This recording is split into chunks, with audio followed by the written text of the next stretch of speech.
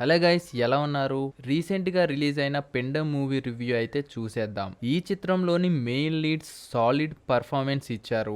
మాంత్రికురాలిగా నటి ఈశ్వర్రావు బాగా నటించారు. అలాగే నటుడు శ్రీరామ్, ఖుషి, రవిలు చాలా సహజంగా నటించారు. చిన్న కూతురిగా కనిపించిన చైల్డ్ ఆర్టిస్ట్ కూడా సినిమాలో మంచి పర్ఫార్మెన్స్ ఇచ్చింది. సినిమా స్టార్టింగ్ ఎపిసోడ్ కూడా క్యూరియస్ గా సాగుతుంది. వీటితో పాటు cinema pre climax, flash back episode కూడా ఆకట్టుకుంటుంది.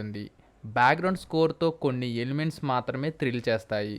ఈ సినిమాలో నిర్మాణ విలువలైతే బాగున్నాయి, కానీ సాంకేతికంగా కొన్ని జాగ్రత్తలు తప్పాయి. 1990లో కూడా ఇప్పుడున్న వస్తువులను చూపించారు. ఇక సినిమాలో సంగీతం బాగా వర్కౌట్ అయ్యింది. అలాగే సినిమాటోగ్రఫీ కూడా బాగుంది. ఎడిటింగ్, విఎఫ్ఎక్స్ ఇంకాస్త బెటర్గా చేస్తే బాగుండేది. దర్శకుడు సాయి కిరణ్ దైదా విషయానికి వస్తే ఈ సినిమాలో స్ట్రిక్ట్గా యావరేజ్ వర్క్ ఇచ్చాడనే చెప్పాలి. అతని కాన్సెప్ట్ బాగానే ఉంది, కానీ అతని దాన్ని చూపించడంలో ఫలితం లేకపోయింది. చాలా అనవసరమైన సన్నివేశాలను తగ్గించి అనుకున్న పాయింట్ని త్వరగా చెప్పే ప్రయత్నం చేసుంటే బాగుండేది.